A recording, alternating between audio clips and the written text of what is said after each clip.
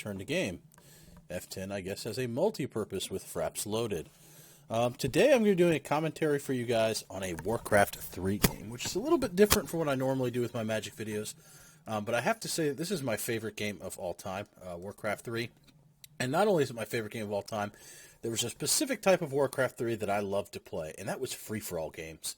The system created in Warcraft 3 was unlike any other RTS game I think I'd ever played, with the food-based system being that when you had 50 or less population, your guys on your gold mine here would mine 10 per dude, unless you're a computer and you hack, and then you get double than that no matter what your population is at. If you're between 50 and 80, you would get 7 gold per mine, and if you are at 80 or above, you only get 4 per dude. So that is less than half the amount you do at a lower tier.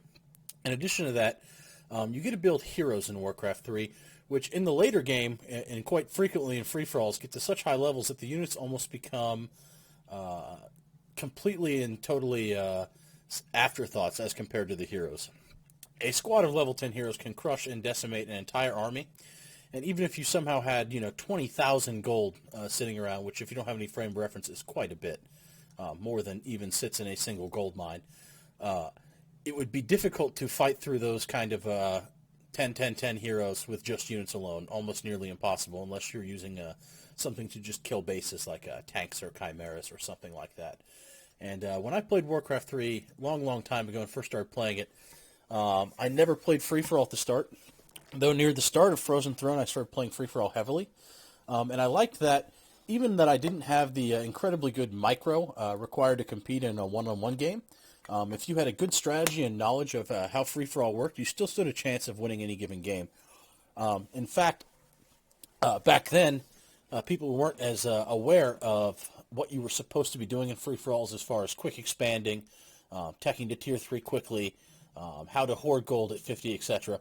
And to give you a sort of brief history, at least from when I was playing, hoarding became popularized by a guy named Marn who liked to speak in all caps lock and was rather annoying and would make these huge 12-player games that were very fun to join and would kind of shit-talk people into tacking into his mass towers. And he liked to build a Death Knight and then either a Dreadlord or a Lich and 5 Crypt Fiends with typically like 5 ghouls on wood. And he'd get 2 expansions, and he'd be farming 30 gold, pretty much, we'll say 30 gold a second, that's probably not correct, but 30 gold per cycle as comparison, and try to get people to attack into his towers and farm experience off of them after he'd correct everything on the map. And he actually was able to achieve, with a very low APM, by the way, his micro was not spectacular by any means, rank 1 on all servers at the same time. That was his claim to fame, as they say. Though at the time there weren't a lot of heavily skilled, grubby kind of tier players playing at the time. He pretty much on strategy alone was able to dominate players, and he was kind of a real ass. And I won't get into what his real name is, though I do know it. Though he did have some, we'll say some run-ins on World of Warcraft later in his life that landed him in jail. But let's just leave it at that. I won't get too far off on a tangent. Either way.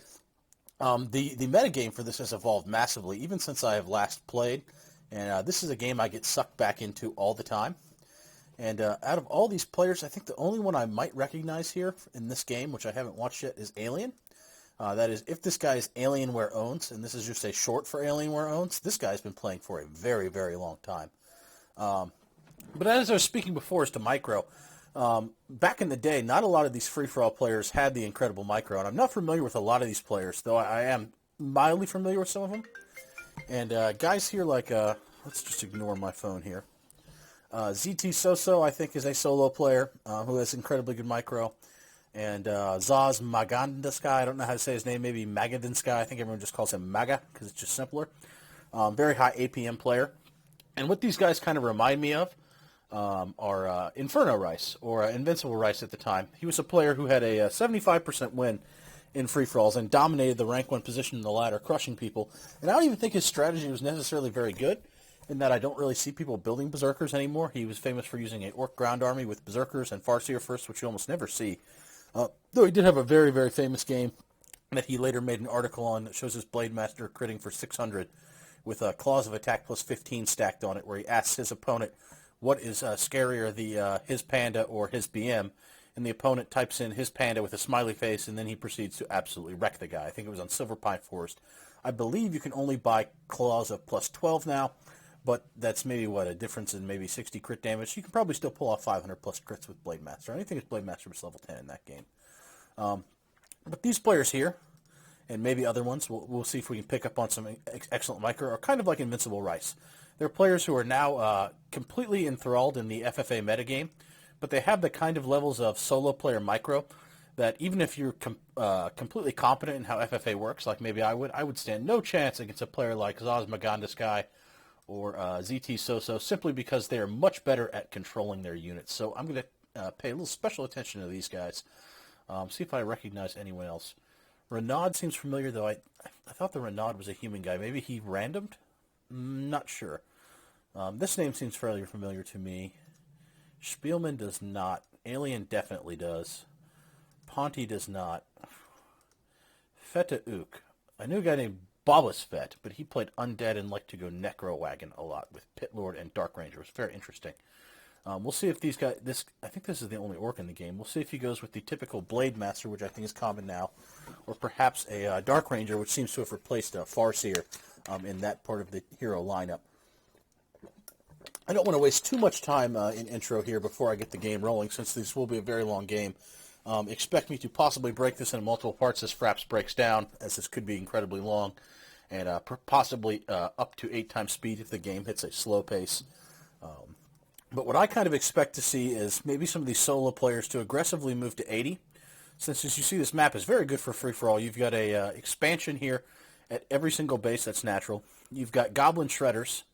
You have got, you've got 4 Goblin Shredders.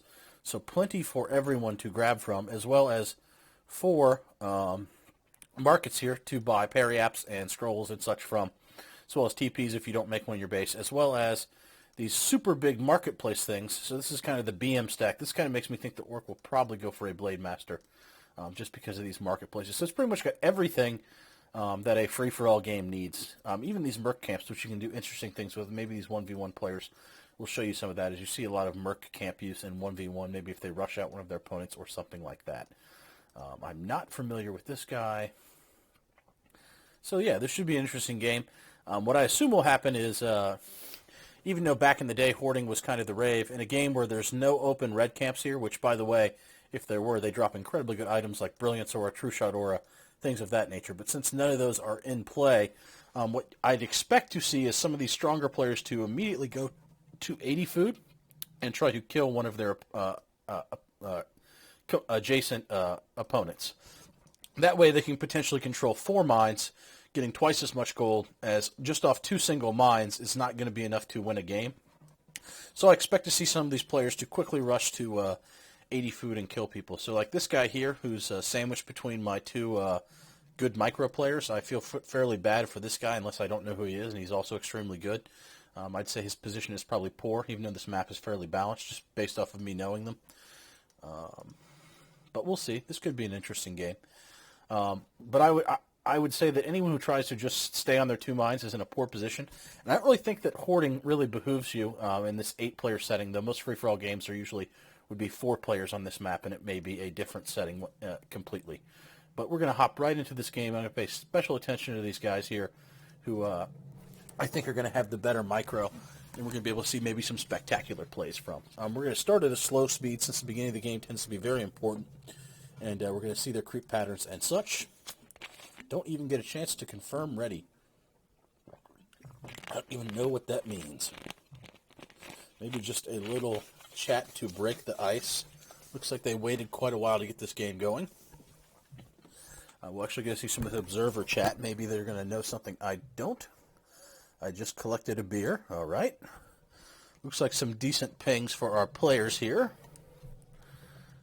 Let's see. And we have an Ancient of War out here to creep this marketplace early from blue, which is interesting. We've got Altar and Moonwell here. So possibly I'm maybe seeing Demon Hunter from this guy. This looks like a late Altar for blue. So I'm going to say either Dark Ranger, which would be Fly style. I played a lot of games against a guy named Fly who liked to go Dark Ranger, Panda, Priestess of the Moon. Or possibly Panda first instead of Demon Hunter, getting Pieces of the Moon and Keeper of the Grove. I'm assuming most of these undead players will be opening Fiends. Tome of Relics and Altar quickly from yellow. Maybe this is a Ghouls 2 Gargs build, possibly with a Dreadlord. Possible could still be the Death Knight, but this is probably almost certainly a fast Gargoyle build. This most certainly looks like a Fiend build. Only see 2 Ghouls unless he sent a Ghoul Scout, which is fairly conservative wood-wise, but considering this player is fairly good, he probably knows exactly what he's doing and does not need any extra, third extra Ghoul. Just in case you make some kind of mistakes, he probably does not make that many. Quickly scouting with his Acolyte. Tome of Relics coming out right before his Death Knight, so he can immediately buy that Necro Wand. Looks like Fiends here as well for Ponty, though he is going to get that extra Lumber Ghoul.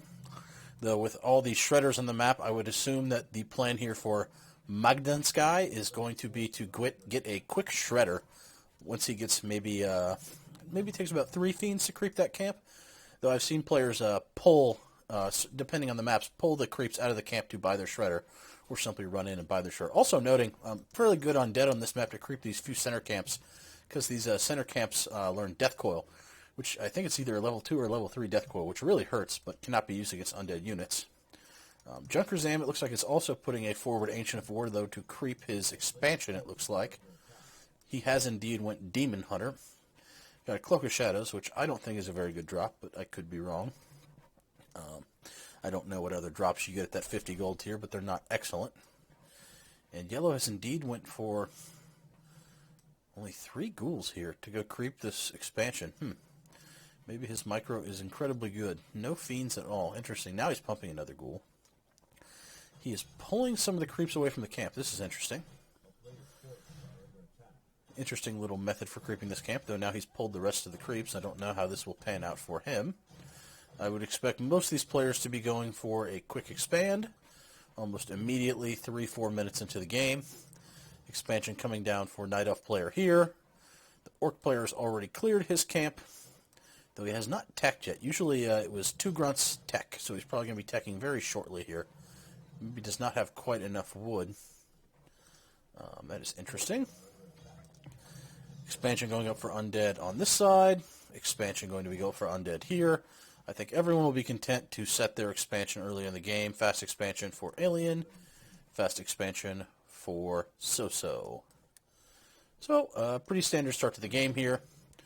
Renaud pulls off his fast expansion, then immediately uses this well-placed Ancient of War to creep this marketplace, which is incredibly good. He does, in fact, go Dark Ranger, so I'm going to expect Panda and Priestess of the Moon for him. Though I guess you could use a Keeper of the Grove last, though the real pull to the Priestess of the Moon is not only that you get Crucial Aura, which makes Chimeras deal incredibly, if you have a large pack of Chimera, does a lot of extra damage per wave, but that Owl Scout gives you great awareness of the map, and they're invulnerable. In FFA, being able to see the whole map is very good. But part of the reason you go the Dark Ranger early is because she gets a quick creep with these Dark Minions. The other reason is silence is pretty much game-breaking against every single race in the game. Being able to silence both casters and heroes is incredible. That rank 3 silence has a huge AoE and silences for a very long time. In addition, if you can get her to 6, Charm is a nasty ability with a low cooldown, a decent mana cost, and can steal things like Frostworms. It looks like our undead player has managed to clear his camp. Did he lose some ghouls doing so? Maybe, maybe not. Halls of the Dead just going up for him. Halls of the Dead almost finishing for Magunaskar, even though he went Fiends. And Halls of the Dead going up slow for the undead over here. Interesting. And it looks like we've got Necropolises going down for them, but none for the yellow player, and no towers as well, which is kind of interesting to me.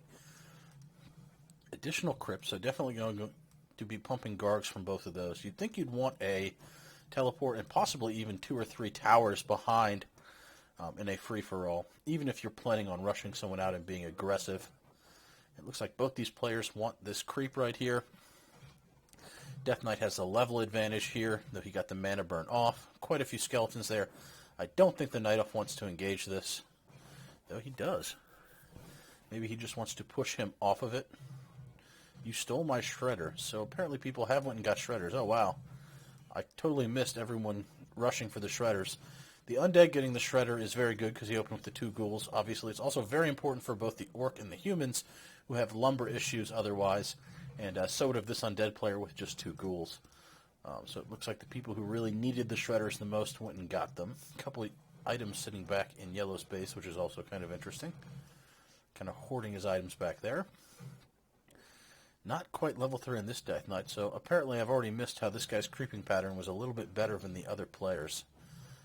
Let's see if I can notice any differences. I think he skipped these tiny little camps and went for the level 3 Skeletal Orcs, which I guess give a decent amount more experience than the Turtles. And we see Renaud. He goes for a Priestess of the Moon second. That's kind of interesting. Usually when you get a Panda and a Dark Ranger, you don't get the Panda third, possibly trying to go for a quick Starfall, or maybe even just not going for a Panda. Though, with multiple Undeads and humans in this game, that Breath of Fire is so strong against both Gargoyles and tanks that he may end up regretting that unless he plans on just very quickly getting the double ultimates. But even then, the Panda is just such a strong hero. Be interesting to see what hero Renaud here chooses for his third. I'm kind of interested that he got this Priestess of the Moon second, maybe for a fast push with the True Shot aura on one of his neighbors. I am not quite sure why he chose to get Priestess of the Moon second. Interesting. Let's see here. What is our buddy over here going? Liches. Lich.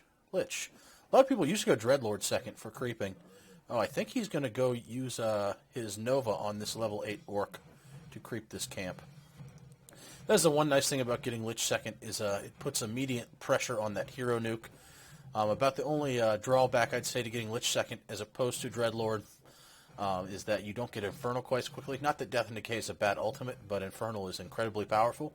Though, as the metagame has shifted probably towards more air-based armies, it's possible that Nova is just more important in general, not to mention the fact that this is a little more frail of a hero than the Dreadlord is. And if they're not going Maskargs, they probably won't be using Vampire, or they'll probably be using the Sleep, Carrion, Swarm combo. And it looks like Magana Sky is going to force a TP here. Panda's going to get his level. Does have some staffs here. Be interesting to say which way this Undead rushes. Chimera Root's going quite quickly for this blue player. And what are we getting? Slow Tree of Eternity with Lores here. Interesting. Bear Dryad. The only Night Elf that I remember who played ground all the time was Lost Ancient, and he was very, very good. So perhaps I've misjudged this player. This is a much harder style of Night Elf to play. But I also think it's going to make him easier to be rushed out by this Undead player if he chooses to switch to Gargs.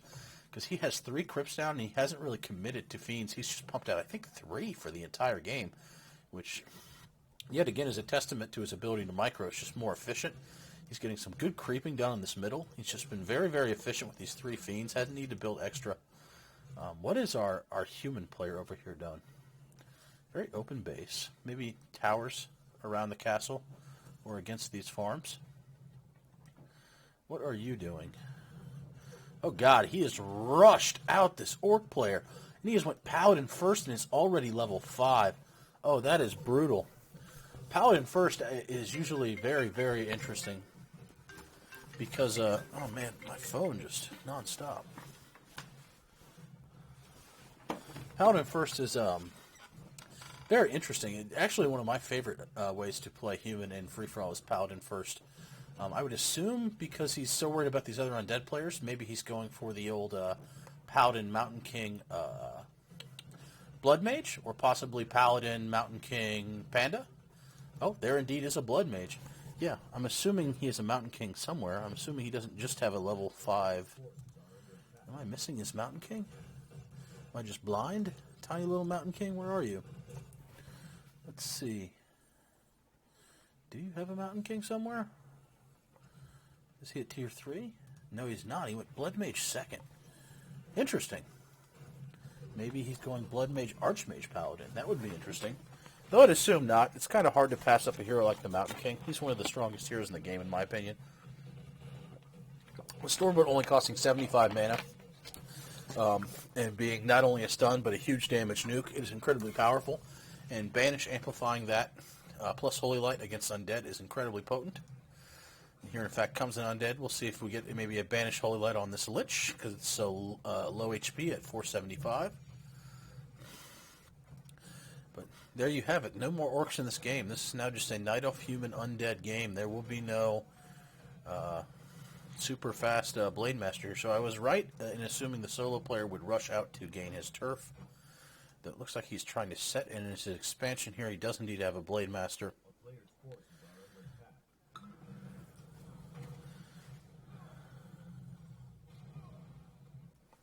Very interesting. Lagging out after you rushed me. Nice.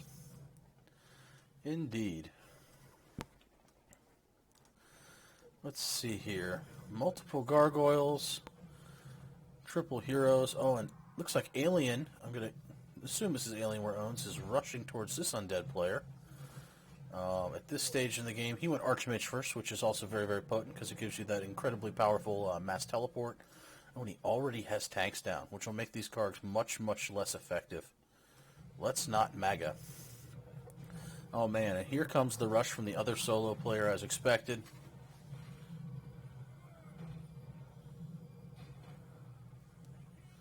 And he's already taking down multiple units.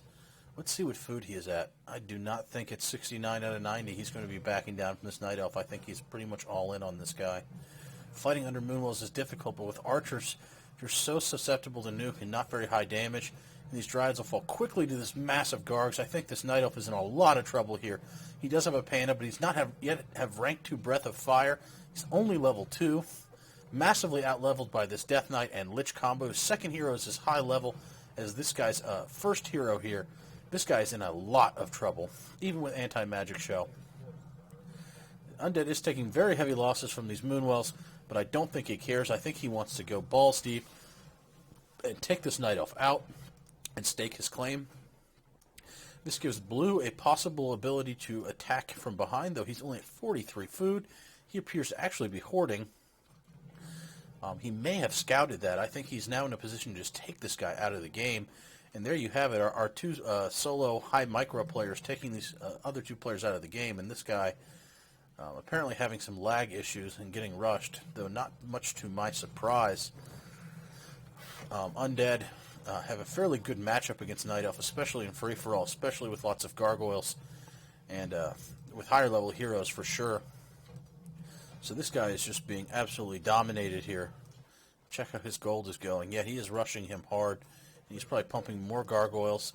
Notice how he's rallying him to his base, because just a couple gargs running in probably won't be as efficient as a large mass of them. He is still, lost one of his opening fiends? I doubt he's built extra.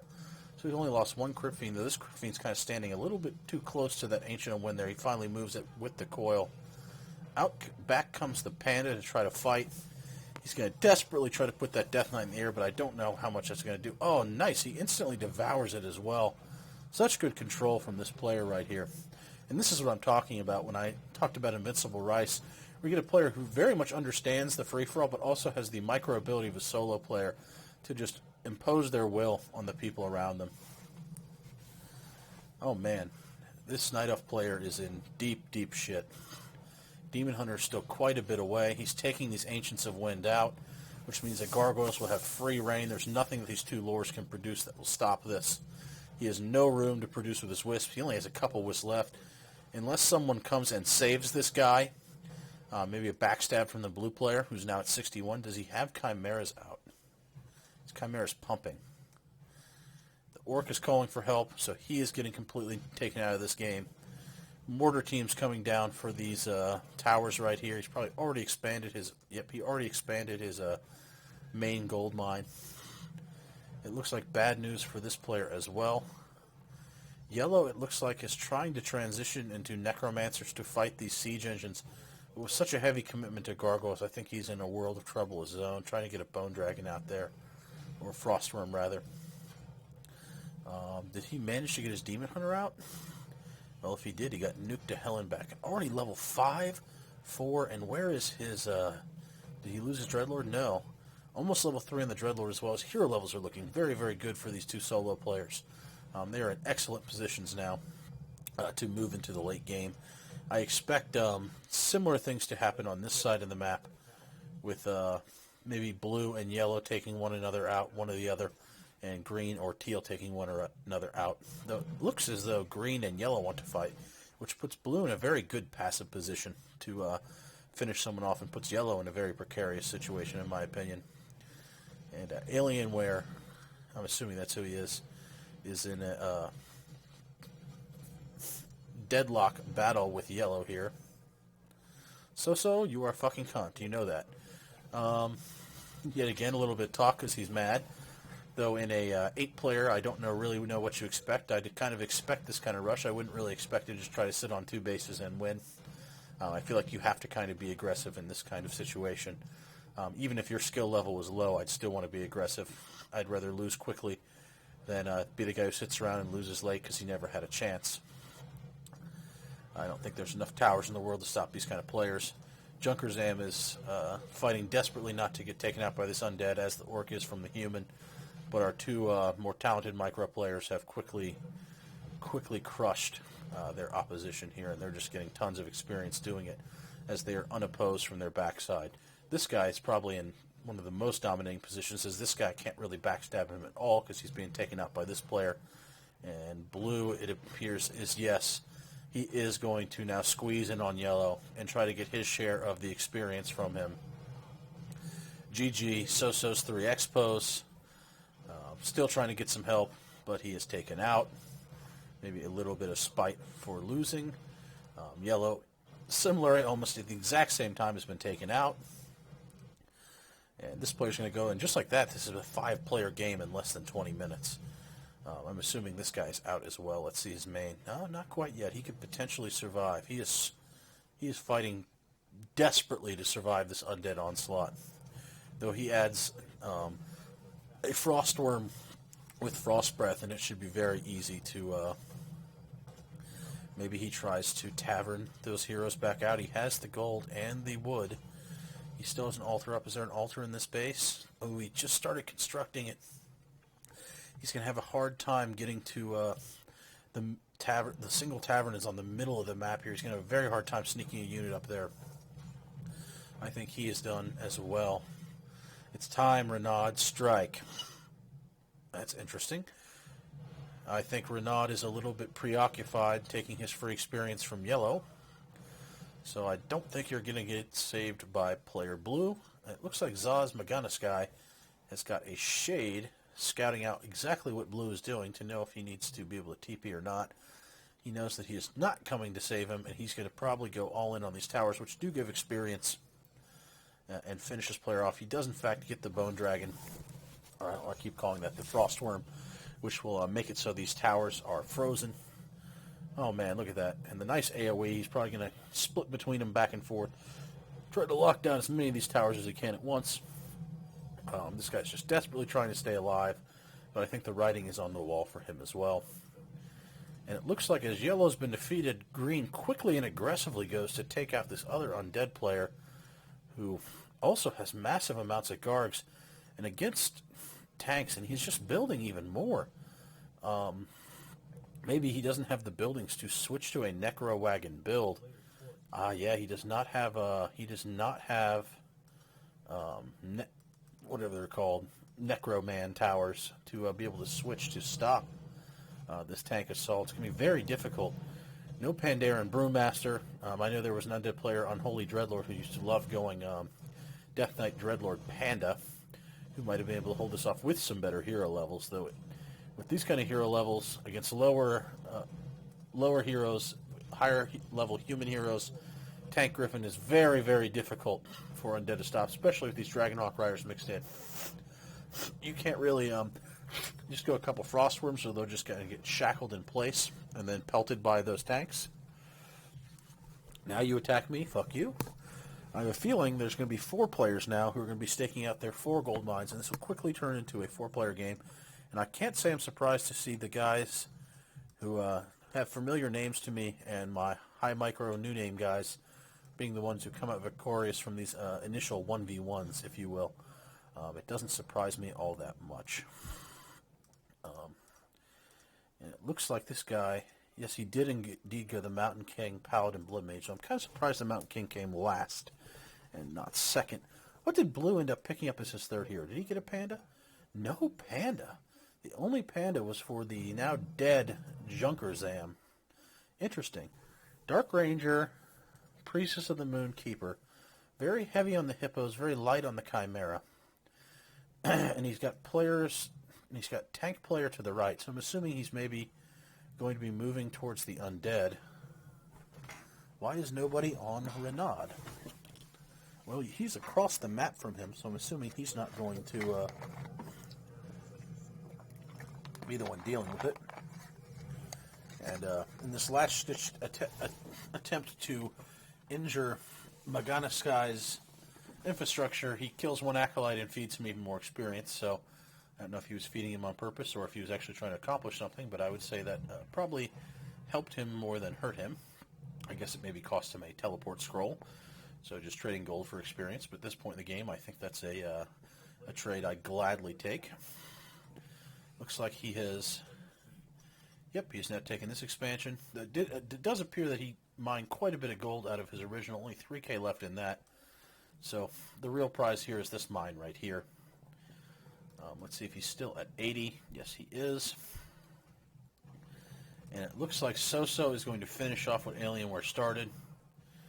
And at 20 minutes in, this has quickly become a normal 4-player FFA with some developed 80 food armies from all players, which is about what you'd expect to see. I don't really see a huge advantage to hoarding when you can get extra mines by staying at 80 and actually being able to relevantly trade with people, gain experience, and not just have to kind of camp in your base, build extra towers, etc. Ponty desperately, I don't know what he's doing. I think he's out of this game. Maybe trying to feed someone else or just, well, he's been defeated now. I'd expect this guy to go clean up that level 4 Death Knight and crew to get the experience. Note that if the player has left, a level 5 or above hero cannot get experience, so I would expect Alienware to keep his Archmage away, and he in fact does. Staff of Sanctuary is a very nice item. Staffs you can buy on Human and Night Elf, not quite as good as the Elf Staff, despite the fact that it heals, because you can't move your unit that you send back to the base. And if you're an elf, you have Moonwell, so you pretty much get to top them off right away anyway. So he is going to get the experience with both the Paladin and the Mountain King there. He might have even wanted to pull that Mountain King, just get level 4 in that Paladin, kind of even out his levels, but that's just a tiny nitpick thing. What levels are we dealing with over here? 3, 3, 4. So it looks like our solo players have the highest level. It looks like Magdansky has the best levels overall. Probably still at 80 now, feeding off 4 mines. In a great position here.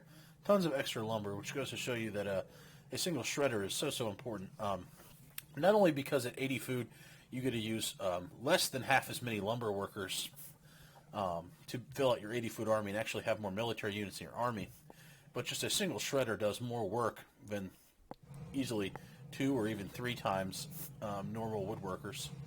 Nice staff use here by the Night Elf, though I'm not sure how 3 Chimeras is going to beat a tank army or what these hippogriffs are really going to do. It's mostly just a hero war, I guess. Does he have mass teleport? Oh, God. Mass TP for Alien. He indeed does. That is probably bad news for whoever wants to fight him next. Mass teleport was known by many players as the best ability in the game for free-for-all. There's a guy named Lord Fairgo who used to play a long time ago. He is no longer with us. That's all I'll say on that topic as well. But he wrote a guide called the FFA Bible where he talked about human in general. It was a kind of a short guide. It was one of the very first guides written for free-for-all, and he loved mass teleport and tanks and sending in single invisible knights and then teleport bombing people out of the game over and over and over again. Very abusable ability. And he killed off some of his hippogriffs there, possibly to make more chimeras. Though yet again, like what I was saying with the Necro Wagon, if he had lures up here in addition to it looks like, I'm going to say this is quad and quad. Yeah, quad and quad air. The upgrades are the same as the lore units, so I'm surprised he doesn't throw down maybe some lures and try to transition into mountain giants. Though against mass teleport, that may not pan out either way, because you go to attack, and he just teleports back into your base with the tanks. It does look like he has claimed the expansions in between them, which is kind of interesting, because this guy did a lot of the hard work to get this guy, and Blue just happily took all the expansions. And green, it looks like it's going to happily expand downward. This mine has quite a bit of gold, though yet again the main does not have nearly as much. What is our friend Soso doing? Level 6 on his paladin, which you can do a unique trick by killing your own units off and going over 100. However, I don't know how useful that's going to be in this game, in that I don't think he really wants knights. Or he could potentially want spellbreakers, but I don't really think he wants to be 100 until all these mines are mined out. So that might not come into play till much later. It's kind of interesting that he got this rank 1 devotion aura instead of maxing that divine shield. I don't really claim to know exactly what the benefit of that devotion aura is. I guess on something like his Mountain King it's fairly good, since it increases his damage reduction by quite a bit. Look at the damage reduction here. 8% on caster units are probably going to die quickly anyway. It looks like he is going to start tanking our other solo player. Probably a decent idea. Though I would expect this player to probably want to defend. It's not too many tanks to run in and out with Gargs with pretty good micro here, and his hero levels are more than sufficient to run in and try to stop this. I'm going to assume he does not want to lose this expansion. Interestingly, he's going for the Necropolis. He is not going for the gold mine. And is this undead player going to counter or run in? He's going to run in with just the heroes and Frostworms and leaves the Gargs out of it, which is probably a good idea. Yes, he's going to be going for Hero Nuke on these weaker units to get some free experience and damage done, and not really try to mess around too much with the heroes or get in range of these tanks. And though they deal not very much damage to air, when you get a bunch of them underneath and they're shooting both sets of units, they actually have quite high damage output. So this mine is probably most definitely going down. You can't out-heal tank damage. That's a lot of siege damage. So this mine is in fact going to fall. This mine is almost spent. Our two solo players are going to be facing off here. We'll see how their micro fares. Bolt plus mana burn going down on this Dreadlord. But he's bought an invulnerability potion. Renaud, major micro fails. So I'm assuming he was fighting against this tank player again. Probably going lots of Chimera now. I guess he kind of has to get a decent number of Hippogriffs to not lose to a few Dragonhawk riders on the side.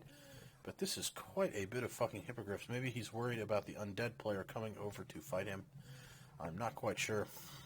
Though I very much bet he wishes he'd got that panda I talked about earlier, because a panda happens to be not only excellent at fighting Gargs, but Breath of Fire hits these siege engines. And as they kind of clump up, as you've seen, especially when they try to hit your air units, you can deal a lot of damage with Breath of Fire to these siege engines. And considering he's nowhere near hitting level 6 on these two heroes, I would probably definitely rather have a level 4 panda here and then maybe a Priestess of the Moon here, or the Keeper. But a level 4 panda as opposed to a level 4 one of these two. That's just my opinion, and he is just getting shit all over by these tanks. Uproots a tree to try to make it slower, but with mass teleport, it's going to be easy to get out if he needs to. And it looks like with tanks and spellbreakers, those chimeras can shoot nothing but the tanks. Oh, he does have a knight there, so it looks like they can kill something. But you got to move in and out. You take so much damage, and with only 3 chimeras, I have no idea how he attempts to engage this human at all. And it looks like a little counter harass coming down for Maganan Sky. Trying to soften up this human here, though he is feeding that Mountain King some experience. See the Banish Holy Light combo going down there, losing some Gargs. I don't know that that was a very efficient trade. I guess it forced him to make some towers. He looks like he has not reclaimed this gold mine. Though these 5 acolytes have managed to surround this tank. That is kind of cheeky. That is absolutely glorious, actually. That makes me smile. Let's see here. Low gold on this. 4K, 6K, 3.5, 1.8. So no one has managed to hoard the large amounts of gold that made a player like Marn famous. A very active game here. Looks like Alien would like to claim this expansion, despite the fact it only has 840 gold, maybe for nothing less than to just waste this guy's gold in trying to reclaim it. Or maybe long-range mine it, or just in general start killing off one of his opponents. Now, you can't use Scroll of Imba here on these siege engines, but they can be repaired, though it's not necessarily the most cost-efficient thing to do. Battle going down here between our solo players. Focus going on to the low HP heroes. Only one parry apt on this guy. Tank's doing lots of damage, though. He's built Banshees for anti-magic shield on everything, which normally means you can't even hit them with the Griffins. I'm pretty sure you can still cast spells. Yeah, you can still cast spells like a Holy Light or a Stormbolt through this, but until you break through the damage shield, it won't deal any damage. Feeding some mana there into the Paladin. Now he does not have the mana to banish. Looks like the hero advantage favors the undead slightly. Though that is pretty prolific considering that extra rank on Stormbolt is very important damage-wise. I think it's over 100 damage difference. Which, when you're trying to take down a 700 HP Lich, could very much be the difference between the Lich dying and not. This Lich does not have any parry apps currently. Neither does the Death Knight. Though this Ankh probably makes him less likely to target it. No parry apps on the Dreadlord as well. Yet again, playing very efficient, not wasting any gold. Because he's not rich by any means. It looks like he's taken this expansion out. So these players are going heavily at each other. He's just picking off these lone units. Got these Necromancers to put Unholy Frenzy on the Frostworms. Banshees for AMS on both the Frostworms and the heroes. Destroyers to not only steal Inner Fires, but I think you can devour things like Banish. I think you can devour Banish. So, we'll have to see who uses these Destroyers. Just good use in general. Ooh, and that Necromancer barely survives that Arcane Tower there. It looks like he will be going Expo hunting again, possibly. Does this guy have a TP? He does. Would not be surprised to see him teleport in here, though also wouldn't be surprised to not see him teleport in here and concede it and rebuild it. Yep, here comes the teleport. And the Undead is going to counter-teleport. Doesn't throw down the Carrion Nova on those, which is surprising. I guess I do see a Nova. Maybe his Dreadlord was low on mana. Unless he just bought a mana potion. I don't know why he didn't Carrion. Should have been able to kill all those workers there. But maybe he bought a potion real quick. Let's go to his view. Maybe I can see his shop if I go to his view. No, I cannot. Stop it. So blue and green still having their little war, and this game has turned into some little 1v1s with some backstabbing into two main 1v1s. And very good chance that one of these players will die off first and create that three-man stalemate, which was possibly... I cannot believe how much more time this game has with how aggressive people have been going here. I'm broke. It's GG for me. He is indeed broke. He has no gold. Beganis guy is over 2k banked. This is looking bad for the human. Though with tanks, you're almost never in a bad position because you can just constantly force the other player back by threatening to kill their base or expansions very, very quickly. As long as you can afford to keep buying teleport scrolls, considering he doesn't have an Archmage, he should be able to put quite a bit of pressure on this Undead and keep himself alive. Or at least put this guy in a situation where if the Undead wants to kill him, he will pretty much kill himself in the same vein. No Griffins. Very interesting to see this kind of change here. Here comes the anti-magic shell on everything not called a Destroyer. He's got some statues this time to feed mana to that AMS as well as his heroes. Here will be probably, since with no items, despite the fact that they can heal with Holy Light and Death Coil. So it'll probably be a race to nuke each other's low HP heroes in the Blood Mage and the Lich. That would be my assumption. Seeing that Corruption Orb do lots of work. Banish going down. Going for the kill on that Frostworm. Is it going to get coiled? No, his mana is low from the Spellbreakers. Trying to eat that coil mana away so he can kill off the weaker heroes. And, ooh, he tries to morph the Destro to save it, though with all those tanks and rifles there, it just seems like wasted gold.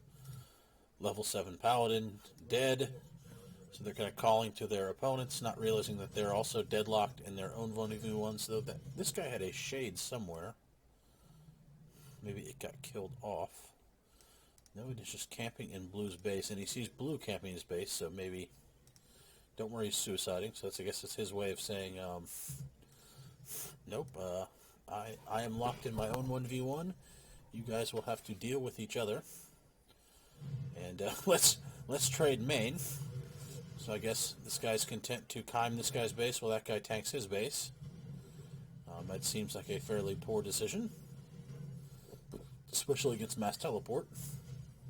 So then, in fact, it was a bluff. He's going to go focus on this Archmage, though with mass teleport and a potion of vulnerability and a teleport scroll. I don't know how effective that is. I kind of like this, moving in and out on the frontline tanks and abusing those Moonwells. So this fight definitely favors the Night Elf, despite the tanks being pretty good counters to Chimes. I think in the Night Elf base, this kind of favors the Night Elf here. Getting some focus on that Paladin. Where is the Divine Shield? I guess it was already used. Paladin goes down. This is looking like a pretty good trade for the Night Elf here. Silence on both the Mountain King. All right. Looks like the Night Elf is doing a very good job of defending this. I am surprised that this human player is staying to fight here. What is his gold at? 5k versus 5k. Both going very low. Maybe he intends to go down to 50 to farm. No, he's at 57 when he retreats. Interesting. I probably would have pulled back a little sooner if I was at human, if not right away, and just kind of continue to abuse this mass teleport a little bit more. Though it's very easy to say that when I'm watching the game and say what great micro there, because when you're actually playing the game and having to click all the things, it is a great deal more difficult to focus on things like that. Abominations from my god in the sky. That's not a unit I see very often, though. Against this army, perhaps pretty good. I know a bomb sheet was very much a thing. Did he already get the Blood Mage? Oh, maybe he already forced the Blood Mage home with a staff? Let's see. Mountain King. Did he lose his Blood Mage already? Yes, he did. So the Paladin fighting balls deep on his own here. Finally forced to teleport. Maybe a little slow. Looks like the Undead's going to get a couple free units off a probably slower than needed teleport here. And it looks like the human is trying to steal this expansion he's killed 5 million times. The Undead will probably most likely rush over here. Those farming acolytes doing more work yet again. Broke. Calling that guy out again, though he actually was broke when he said that. He just already had a decent army. It's very interesting. He's not mining gold from his main. I guess he considers his main fairly safe, and he doesn't want to have. He wants to have that gold as a backup, I guess. It's interesting that he's chose not to mine gold from his main here. Oh, here comes some units to mine gold from his main. Maybe he pulled them to militia and then rushed them over here to tower. I'm not quite sure. They're still not mining, though. Killing some acolytes here.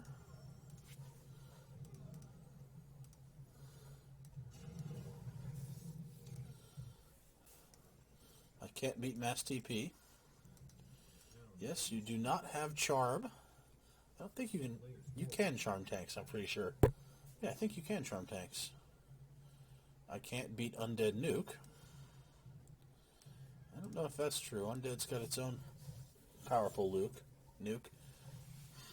I think once he gets that Infernal, it's really going to help, because that unit not only tanks, it deals that chaos damage to the tanks, gets a stun when it comes down, which will be able to set up the kills easier on that Blood Mage. So we will see. Picking off a Gargoyle there. Still producing these casters, though they seem to just die fairly quickly. I guess they're just for throwing down quick interfires and a couple heals, and still mixing in the random rifleman here or there, or it just hasn't died yet. Not quite sure about those units, as they seem to just kind of get picked off, maybe to try to draw the Undead's nuke. Not quite sure. Undead is now reclaiming. They're pretty much fighting over this same gold mine over and over again, which was really the boon of what he did to the Night Elf here, was this gold mine. He hasn't been really able to capitalize on stealing it the entire game. He's got some meat wagons here. possibly just to defend against the tanks in his base, since he's not sending them out. I don't really see a commitment to necromancers yet. He has 3 necropolises to try to stop against, I'm guessing, Chimera Bomb or tank rushing. Kind of interesting there. And he's going balls deep to try to kill units again. Spellbreaker's trying to burn the mana. Really good micro from both players, trying to save that Froststorm, but I think it's just too far out of position. Trying to burn that Death Coil mana away. Banishing. Oh man, he kills it before he can get the coil off on it. Oh man. Bolt some shit, please. I guess he hasn't been using Stormbolt on this Mountain King as much as this guy would like. And the Mass Chimera army continues to do battle. Gotta love Night Elf. Mass that Chimera. And I wonder how much work this Entangling Roots has been doing versus a Panda. I mean, I know it gets you focus, but with the ability to buy as many invulnerability potions as you want, I can't help but thinking that Panda would have really helped this Night Elf player this game. And where are Green's units? Oh, they're right here. And he's just going to run in. He's not going to teleport in. Just some back and forth from these players here, playing their little CG wars. Lots of tanks in this game. Gotta love it. That's what free-for-all's all about. Though apparently solo players have figured this out too, that tanks are the IMBA. I heard someone griping the other day about clicking footmen and tanks into people's bases in 1v1 in China. So I guess they've caught on to the tanks OP. Zero expands. Zero expands for who? Green? Or blue? Either one of them? No, zero expands, period. No one has an expansion up. Green attempting to get an expansion up. The Shade spots it. Yeah, no expansions. The Lich has been slain. I missed something. Oh, man.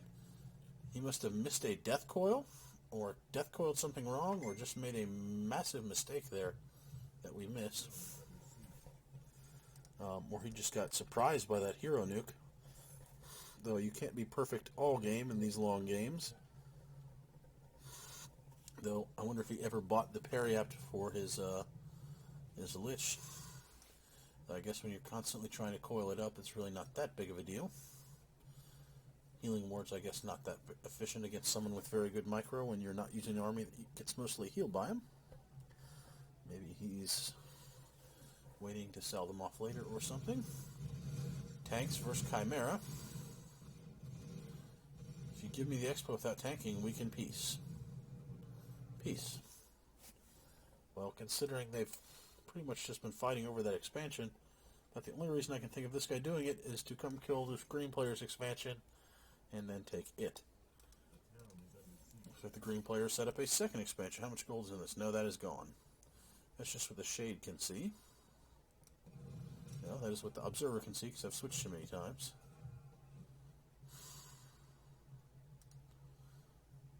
I can't give you the expansion. Guess there's no peace, because he doesn't want to fight against Alien. Sure you can. Both just really need that gold, otherwise I suicide you. You choose. Neither player wants to have their expansion contested. It looks like this guy is stuck in the middle. Interesting. Maybe he's waiting to farm this for if he drops back to 50? Just to get an extra, what is that?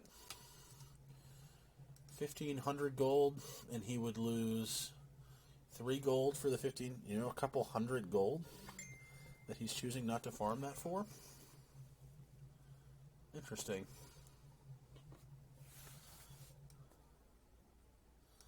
And here comes Captain Chippo. Still no.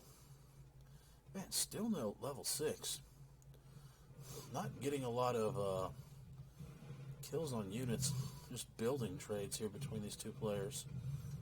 Castle down. I wonder if he killed his main castle as well. Yeah. That means no more tank production from Alien until he can get that back up. That is going to be a problem for him, especially since he's worried about this expansion. Wow, he's making sure he's getting the most out of this one. He's got lots of peasants there. Kind of interesting. Where is this guy's army? My color blindness is killing me here. Oh, here it is. Defending against the wall of chimeras, as it has been for the entire game. Catches one with the Dragon Hawk. Quickly staffs it home. Catches his Dark Ranger out, hitting it with all the nuke. Greater Healing Potion popped, which I don't know how long he had that. Quick teleport out. And just some gold lost trades going by both these teams here. Finally brings the meat wagons out, and he's going to make a little hole to this expansion. Make it more accessible from his main. That's a fairly smart move as well from Maganaskai here. Kills his own... What food is he at? 48? Ah, he wants to mine at 50. Now I see. Gets scanned. It looks like Orange was at the scan. Sees the mine going up. He's probably like, no, bro. Ha! And look, Blue. Not having Panda is annoying. I would tell you I told you so, but you played this game I don't know how many days ago. And I probably wouldn't tell you that. You're probably much better at controlling your units than I am. And in the world of Warcraft, not the World of Warcraft, the World of Warcraft 3, those who have better micro are the only ones entitled to opinions. You'll learn that if you've ever played on Battle.net before. Being good makes you right. Let's see here. Sleep on Paladin. Let's see how quickly he wakes it up. Not a lot of units that can wake it up. There comes the Blood Mage Wake Up. Instantly shields. Oh, how long is that going to last on him? His heal is going to be spread really thin. Yep. Couldn't choose if he wanted to nuke or heal his own units. And then the Dreadlord finally gets that Infernal. That Mountain King's probably going to quickly nuke himself. Oh, and he staffs him back to the base. Forced to teleport out without taking down this mine. There were not really units to target in the air. He should have had those tanks micro onto finishing that mine so that it didn't spawn. Observer is even going to ping. Ooh, that was a good trade for the undead player there, micro-wise. Even with the quick wake-up from the sleep. Sometimes in the heat of the battle, you're looking at other things, and you're more focused on sending your units here and there. Now send the tanks suiciding. I think that's kind of a little manipulation in that he really doesn't want the tanks to come in suiciding, considering he's at 50. Ooh, 40. Still sitting these meat wagons in the back of the base. Interesting. He's kind of camping there on just his heroes. I guess there's some A-bombs in the front, as they're kind of a little more difficult to pick off, and he can't really afford to use his human nuke spells on him, since he kind of has to trade with the undead and use his own heals to stop. Pumping mana with this statue is going to be very, very nice.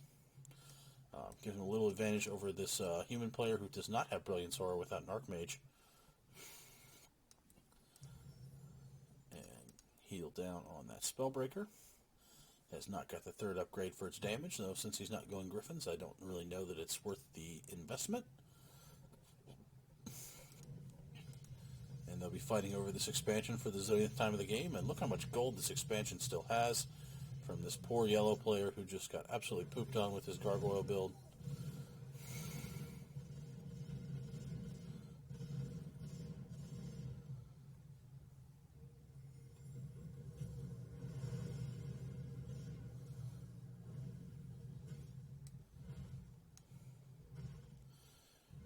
God in the Sky really does not want to fight with this human tank anymore. He really would like him to just take this expansion over here. And it looks like Alien does not like this Infernal harassing his expansion and getting free experience and screwing up his gold, costing him hundreds of gold. Not only in farming time potentially lost if he loses his expansion, but straight up just to have to rebuild the peasants. Able to trap the Infernal with the tanks, but that's about it. He's still going to get the kill here on this peasant. Oh, no, he staffs the peasant. Wow, interesting. And, yeah, look at that Infernal. He has really nothing that deals heavy damage. That Infernal is just so strong. And so taking advice from this undead to go kill this tank, to go tank this expansion.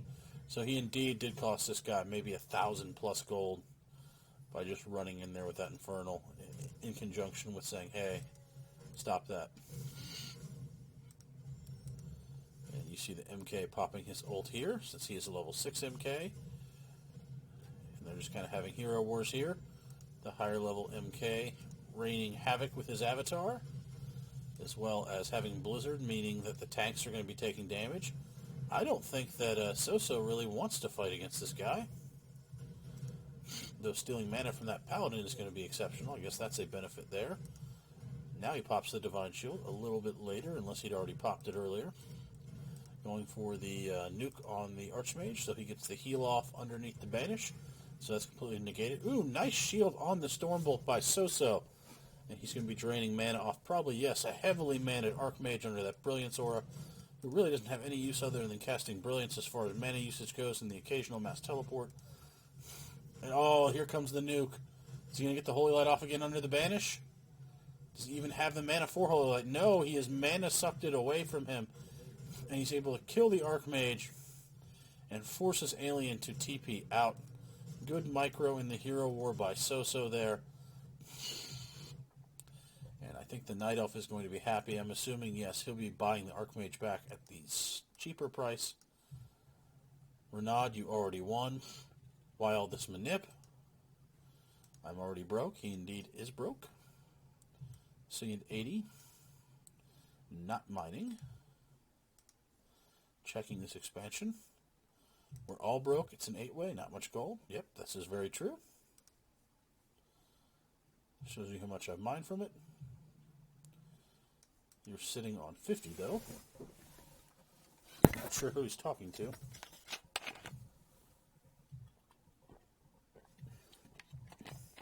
Maga is.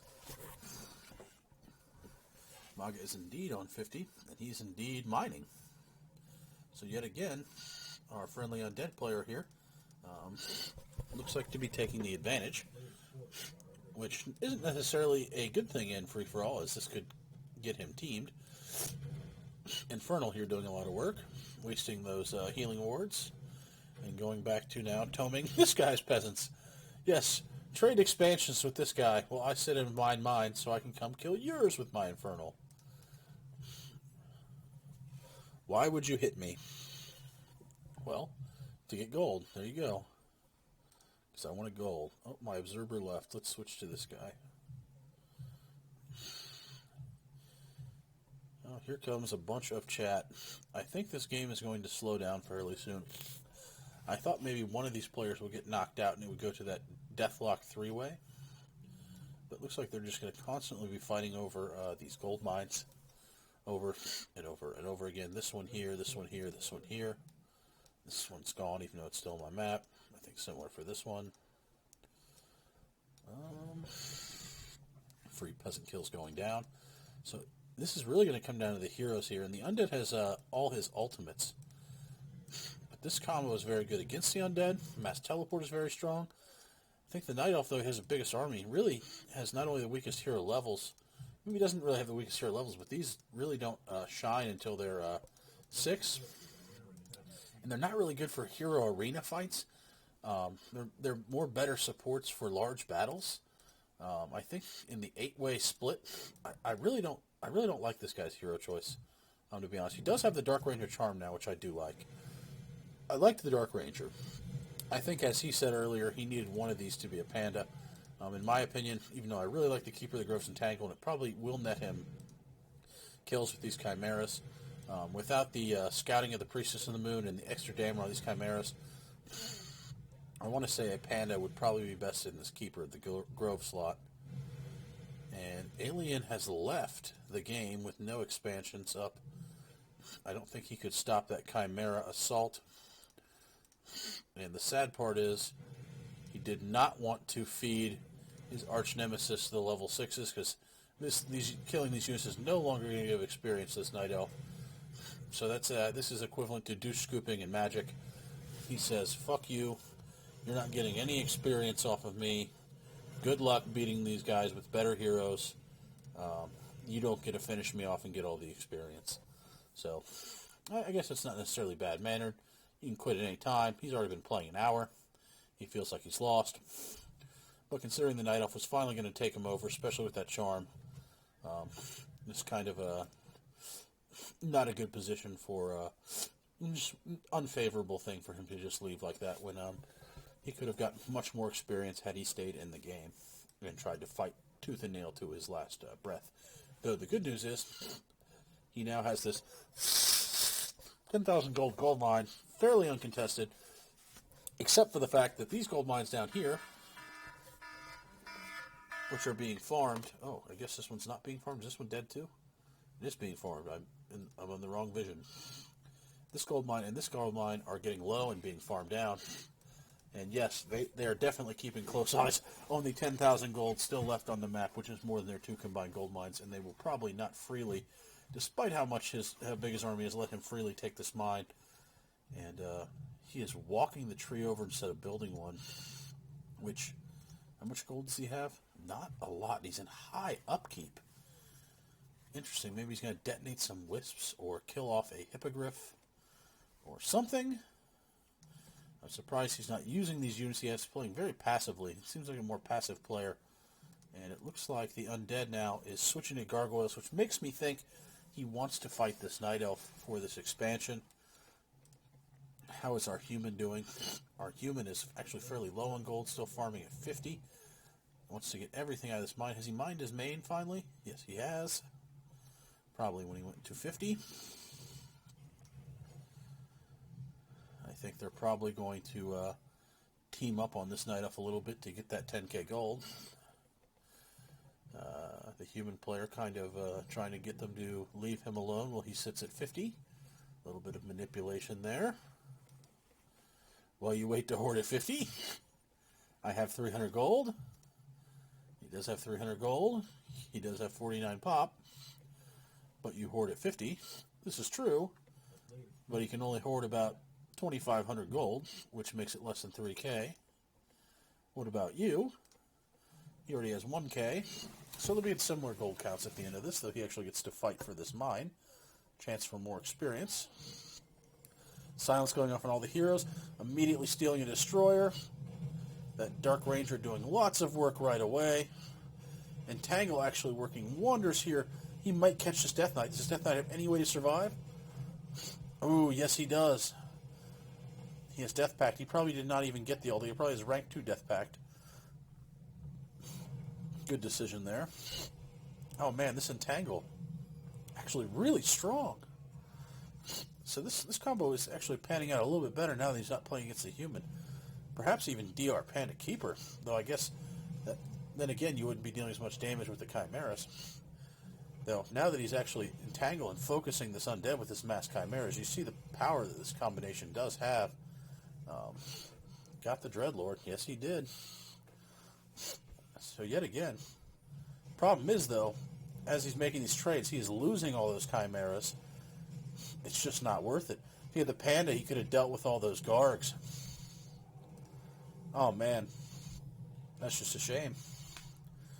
And even though he'd be losing damage throughout the POTM as far as actually in the fight, maybe Dark Ranger Keeper, the Grove Panda would actually be a fairly strong combination. Night Elf hero combinations are kind of interesting because you almost always see some sort of tavern hero. You can go the originals, and Death Knight I think is very dependent on Metamorphosis, but still very, very powerful in the late game. He has the 10k Expo. Indeed he does. But I doubt he gets 10k out of it before it dies. In fact, we'll see if he even gets... he might get 1k out of it. Maybe 2k. Isn't the fact I had to move my main showing my gold? TT.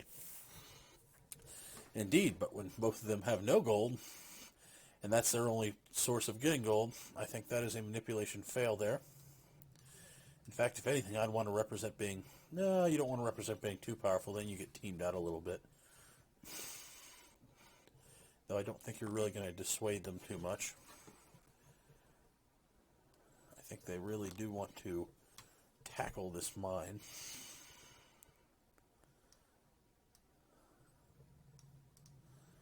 Fairy dragons. Interesting. I guess they're spell immune. Maybe if this Dark Ranger,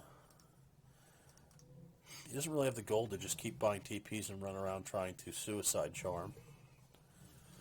The lack of gold is going to be an issue, I think, for this blue player. Renaud. Lots of guards still by the undead player. After just killing all of that guy's chimeras, he knows he's going to probably try to hoard it at 50, and he indeed is at 50 trying to get this gold. It's a heavy investment in gargoyles. And considering this guy's almost done, what did he see that with? Gyrocopter, single gyrocopter. Very good idea because it gets the true sight. Just for the record, I'm happy Feta lost. Orc and dark green, screw that. LOL.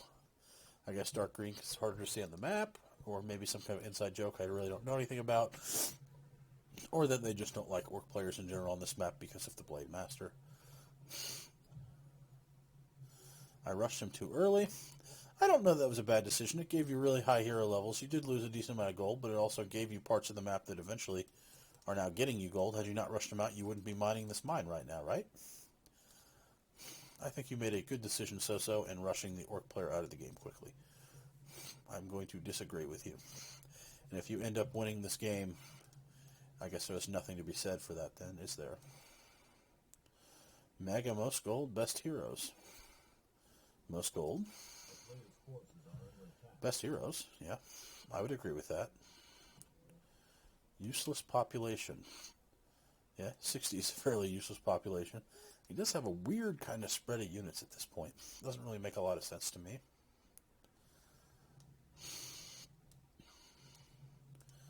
And I think this guy is going to go ahead and say, Blue, you've got the amount of gold I'm happy to give you out of this mine. It's time it dies.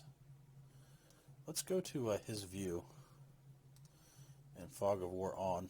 Can he see the Night Elf moving in? Kind of moving back and forth. Maybe he's just waiting for those peasants. Is he going to tower them? Sees an owl. Maybe he just saw the owl over him.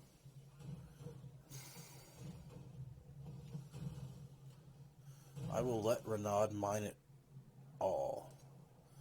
That seems like a poor decision. I think he mainly doesn't want to fight without his Dreadlord. I think that's a lie. I don't think he just wants to let him mine it all. I think he'd just much rather this guy runs in and loses gold to trade for it. You're just sitting complaining. Sitting. And up, runs in and steals a Spellbreaker. Maybe you can't steal tanks. Either that or you'd rather have the Spellbreaker. Ooh, thought he might catch that Chimera. Good use of the staff as well.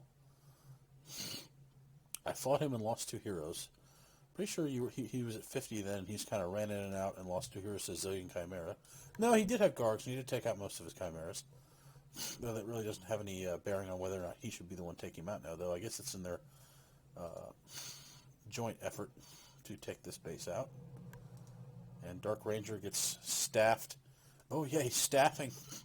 He doesn't staff to his Moobles anymore. He staffs to this expansion. I don't even know that he has a teleport in his main base anymore. Unless he rebuilt a tree there, which at this point in the game would in fact be costly. He was at 51. That's kind of strange. Back under 50 again after detonating those wisps. And I think Orange says, yes, I'll kill the expansion, but only because I want to take it. Well, no more haul. Seems true for now. I have a feeling undead player is more than willing to go fight this expansion now that the human player owns it. Though the way his army is built, might want to leave the Gargs at home and just fight with his heroes, his A-bomb, and maybe this couple destroyers. And leave the Gargs at home. Staffing my Dark Ranger for the army. That is in fact scary considering it's an undead hero and he could have easily banished Bolt Holy Lighted it. It's very interesting. And he is going to power build. Oh man, but he boldly runs in with the silence plus steel. Probably a boots of speed on this, yes indeed. Trying to steal up this Spellbreaker army, though you do not get the upgrades when you steal them. That is one thing that's kind of a disappointment with Charm. Unless, you know, you're in some kind of game where you can steal their worker and do crazy stuff and level up. But that's more for when you have tons and tons of gold, not really this 8-player jazz. Let's see what our Magana Sky guy... Alright, I think we're going to speed up. because this game is going very slow now. Yeah, they're just kind of sitting around. Hold on. Slow back down. Not that slow. Blue is now at the human's base, trying to force those tanks away. So is the undead. Man, they are hating on this human player for having that mine. And the undead is indeed coming down with just the heroes and the abomination to raid. Did he bring the destroyer and lose it, or did he leave it at home?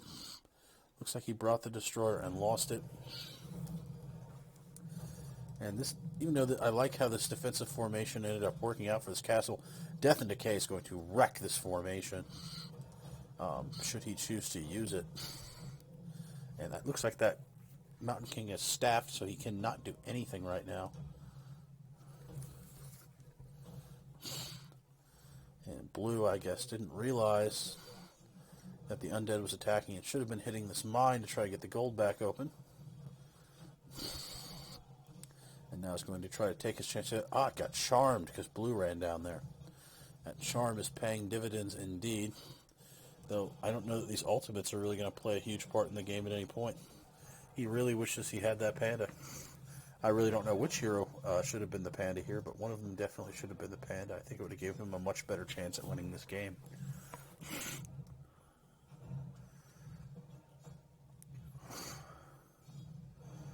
And the expansion falls again. Mine down to 5K. And Undead player is still sitting at 2K gold at 60. Though he had to have built 5 food worth of something because he lost to the destroyer, right? Did he build another destroyer?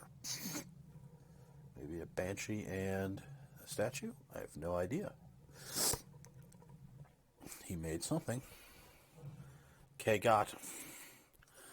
I don't even think I would give away that I'd remove the human player's expansion, especially considering you're automatically going to lay your own down right next to it.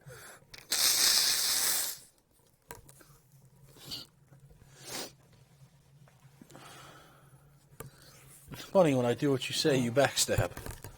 Well, I guess that's funny, but I'd also say it's to be expected.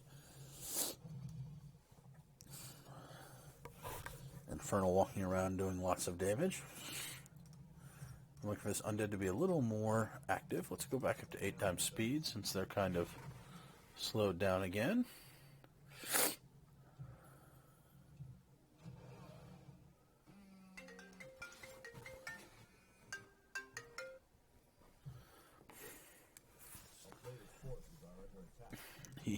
He literally does not going to get very much from this expansion. I don't even know that it's going to be profitable for him. I would try to mine more out of it.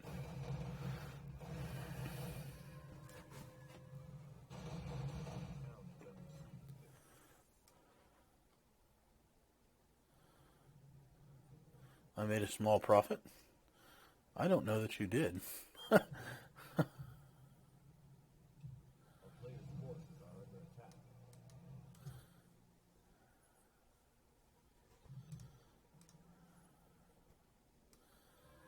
Can't let you mine 5K.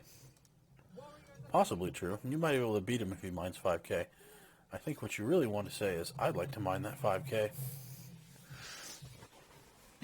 Time to drink the beer. That beer is probably pretty warm by now, my friend. That beer is probably pretty warm by now. Let's 8x speed this bitch. And go to Observer. And lots of talking, not a lot of fighting. No one wants to try to take that expansion again. They all seem content to just sit around and camp. Maybe the Dark Ranger's going to run around and try to steal stuff. He has hid Frostworms in the corner over here.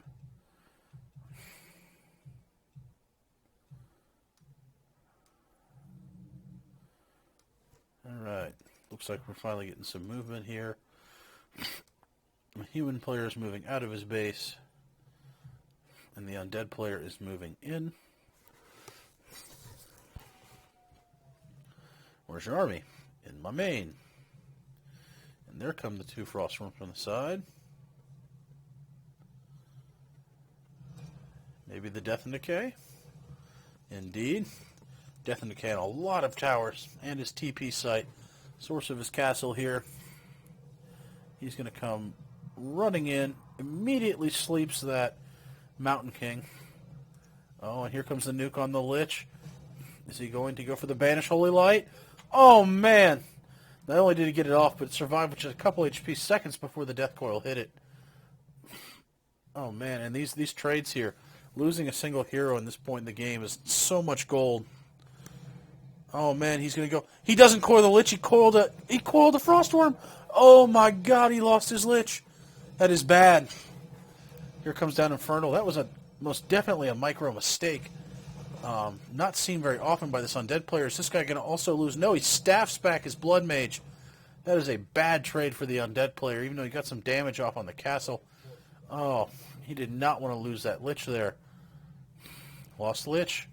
Indeed, where's your gold at? Oh, I don't even know if he has enough to rebuy Lich. He may have to unsummon or sell some items.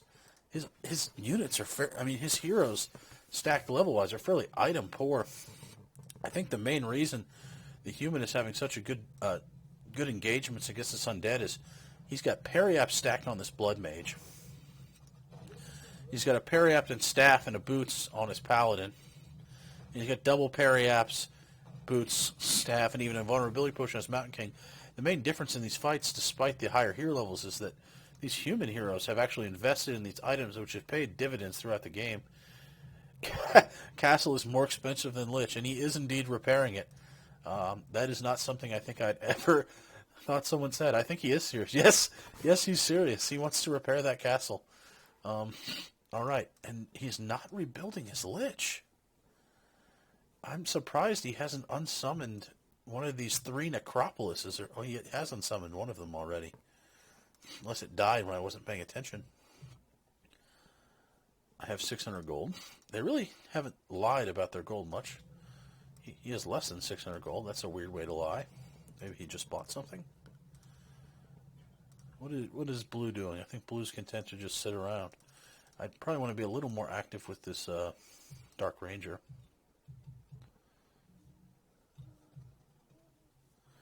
He's long-range mining. How much gold is in that mine?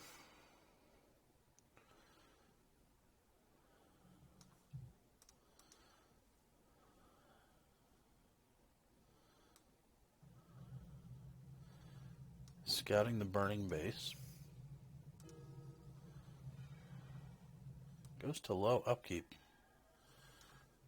Charmed a peasant. Okay, why didn't he just kill it?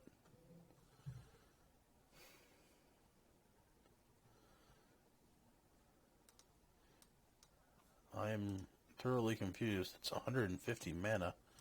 Guess when he's just sitting around doing nothing with a zillion moonwalls.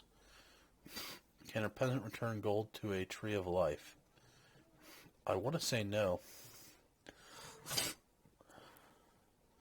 I don't think so, but I want to test it. I'm going to say he will get rather confused once he picks that gold up. I'm pretty sure he cannot return it to a tree of life. I could be wrong. Just like I don't think you can return it to a necropolis. I don't even think you can return it to an orc base. I think it has to be a human base. I don't think you can build an orc base and then put peasants on it. I'm at 51. It wouldn't be efficient. 7 gold, 10 gold. I don't think it works either way, buddy. I could be wrong. I guess we'll figure out together here. Undead. He finally does rebuild his Lich. What did he unsummon? Maybe a tower? A boneyard? He had another boneyard, didn't he? Right here? Or here? I'm not sure. He unsummoned something. His single acolyte is hiding over here. Maybe I don't think he had an item to sell. Still got some gargoyles hiding in the corner. I'm not sure what to do with them now. Yeah, neither am I, buddy. With them camping in their base, it's going to be hard to steal units. And this human doesn't even have units to steal. He's just got tanks. Though honestly, I don't know what else he needs. The undead really is in the only position to attack, but he knows if he does, he risks his best position to losing. Because even with 6 tanks, a few Frost Towers and a couple Spirits isn't going to stop tanks from wrecking his base. So I guess his best move would be constantly attack this human and try to pick off one of those heroes. Though I don't think our buddy the human will be spending gold on anything other than heroes the rest of the game. And he's going to go have a little skirmish here with the Night Elf. And if this guy has vision of it, yes he does. Perfect time to try another Death and Decay. He's got the anti-magic shield on. Here comes Death and Decay. Where is So-So? He's chasing across the map. Does he have a TP? He does have a TP. He's coming in. Can he get the Lich again? I don't think he's going to make the same mistake twice. Sleep immediately on the Mountain King again. No potion. Going straight for that Blood Mage. I think he's going to get him. Staffing him is no good here. He's still right next to the base. That Blood Mage is now locked. It cannot do anything. It's just a body to be healed. Oh, and the Undead is backing away. Is he low on mana from the Mana Steal? He still has coils. I guess he didn't want to trade coils into Holy Lights against that Blood Mage. With the Holy Light, he can top him off and then free him from that Staff of Preservation.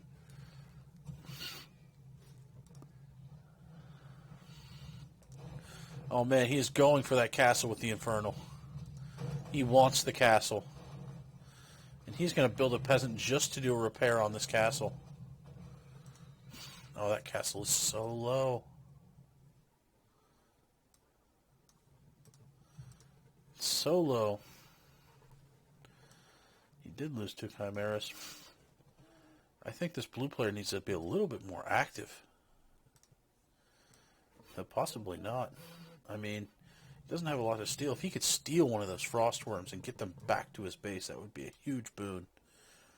Oh, I forgot about this mine. The blue player has not, though. Has anyone scouted it? No one has eyes on this mine right now. And he used the owl to make sure no one had eyes on the mine. Really good move by this blue player. He might steal this game if he gets this mine. Oh, I wouldn't be chatting at all. Magus got 2 worms. No eyes from either player going to that mine. Oh, man. Let's go back to 8x speed and see how much is he going to get from this mine. Is it going to finish before they notice? Did he cancel the peon? I think he did. Oh my god, he's getting the mine up.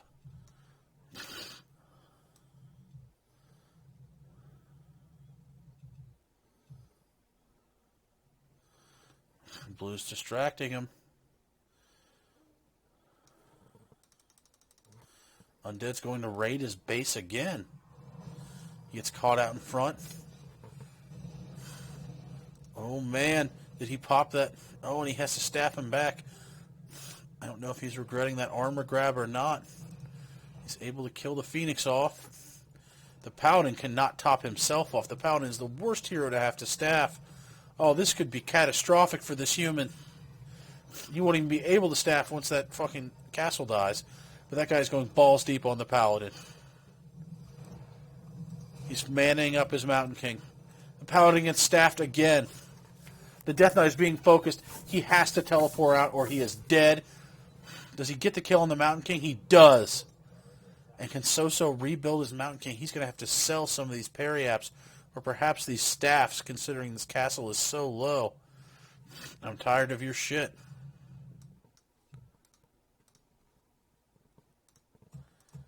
Time to end you. No one has eyes on the mine. And if they suicide each other, Blue could steal this game.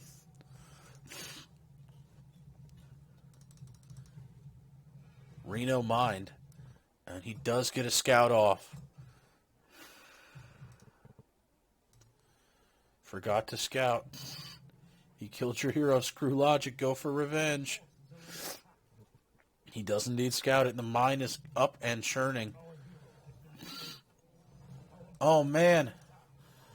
And the Undead went for him and lost his Dreadlord. Probably to that Entangle plus Silence combo. Oh, man. This undead went from the best position to possibly a really bad position. Oh, and he steals the bomb with that too. This undead is slowly being whittled down. Though it does look like he has managed to kill off this mine with just this infernal, and he is hunting those wisps down.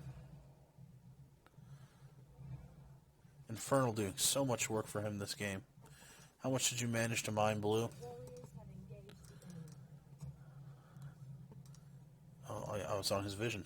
Like 2K, still banked. Building fairy dragons, that's kind of interesting. Why would you build fairy dragons? I honestly think this is the point in the game where you switch over to maybe mountain giants with clubs if he had some lures up. I know it costs money to make lures, though. I think mountain giants with clubs could actually survive the nuke from the two other players and actually deal damage to bases, and more importantly, stop yourself from losing to tanks. I don't know how I feel about fairy dragons, though he's not invested in the upgrades either. Fairy dragons just don't deal a lot of damage. And here come the tanks. Now imagine mountain giants with clubs. This human would force to be getting the fuck off this mine. If these were some mountain giants with clubs up here, he'd be out of here in a heartbeat. The human player cannot afford to lose these tanks. He has no gold. Did he sell, he just sell a Periapt to be able to get his Mountain King back. All these fairy dragons coming in and just auto-blinking. They take so much damage from the tanks. Blue, I think you have squandered some of this gold. I think maybe even just saving it might have been better. Oh, and he's going with that silence plus nuke. He wants the Mountain King gone. So you got to be able to staff him back. He heals him back up. Can he get him home? Does he even have a home? He still does. So intense micro going down. He's trying to finish off this Night Elf's heroes. What is the undead doing? Does he have a scout? The Shade is watching it all, and he is still just sitting in his base. He hasn't unsummoned to rebuild the Dreadlord, and he is now. He's probably kicking himself for not having done that earlier. Why did he unsummon the Ziggurat? No, now you can't build the Dreadlord. You need to unsummon like the Graveyard and the... Yeah, you were an idiot. Sorry, normally you're very, very good, but oh, that was just a blunder right there. This undead player kind of falling apart here at the end of this game.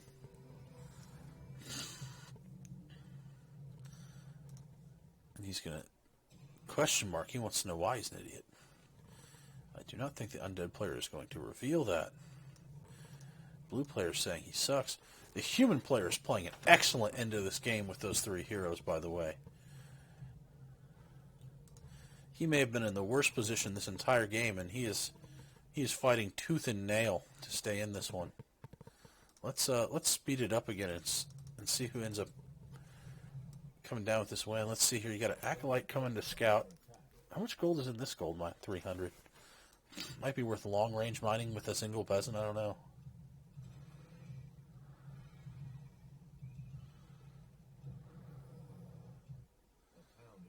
His heroes are Imba. I think your heroes are more Imba since they actually have items on them. And lots of pings going down. Undead. Finally gets his hero back. But if he loses him this time, I think he's pretty much going to be in a really, really, really bad position. He's got quite an army hoarded here on the side. He's still at 73 food. 43? 40?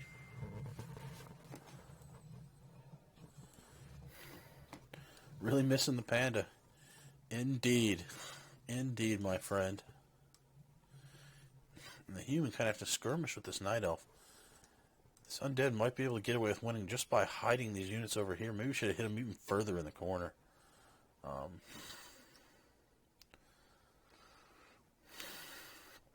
Kind of sitting in his base. He doesn't have any buildings anywhere else. If he leaves his base, now I'm starting to see why he's turtling. If he leaves his base, 6 tanks. Does he still have 6? Oh, Starfall. Disgusting. And just out of range of the castle, though. Oh, man. Starfall wreaking havoc on this human's base. Needs to teleport to match it. He sees the Phoenix, and he is getting the heck out of Dodge. Oh, just wreaking havoc on that human's base, trying to finish off his buildings. Though you'd think he'd want to go finish these buildings off first to kind of make it so that he's stuck in one spot. I see 5 tanks. I think 5 tanks could take this undead base down. There's 1 spirit tower there. This blue player is in the best position still to mine this gold mine. No vision from So-So. Yet again, no vision on this mine with 2k left. I'm surprised the blue player isn't going to try to mine again while he puts this pressure on.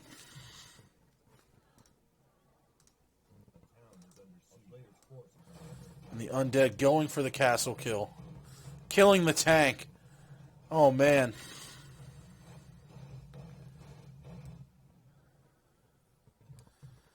The full army is coming down. Oh, this could be the defining finishing moment of this game. Blue running around the human space too.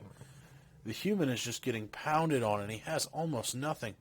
Where are his tanks? He's hid them. Hid them down here. Does anyone have vision of that spot? No? No. So they could potentially think his tanks are just gone.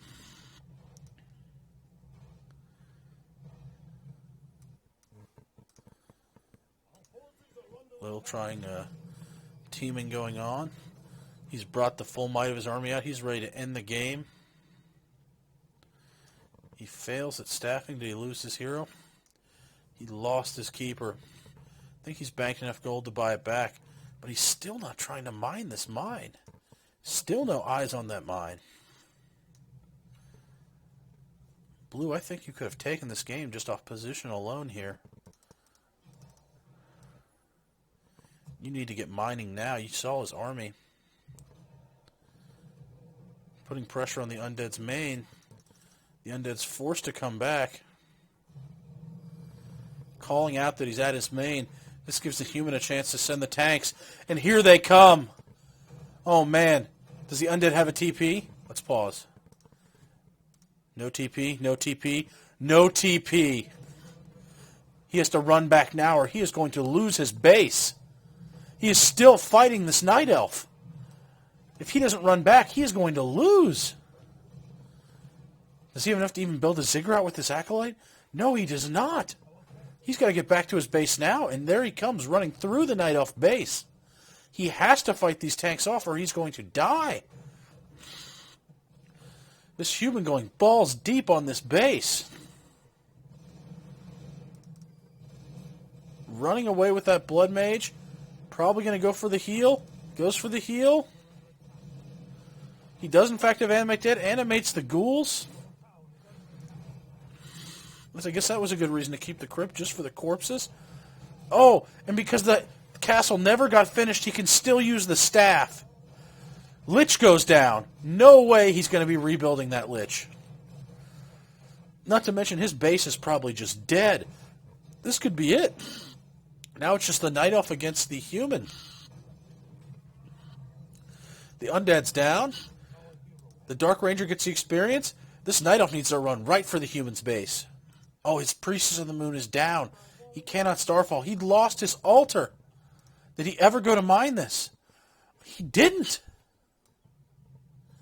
And the Undead has to sit in his base. He's forced to just sit there. Oh, the Infernal's desperately trying to finish those tanks off. So won? I don't think so. This game's not over yet. This still has a mine. He's the Garg sitting over here. No one mined it.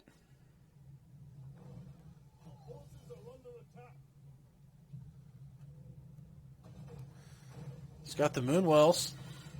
The human's running in.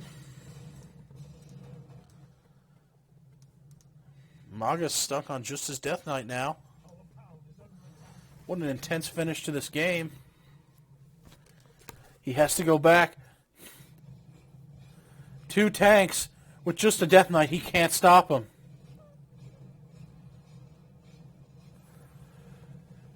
These 2 tanks are going to finish this undead player off. He's gone.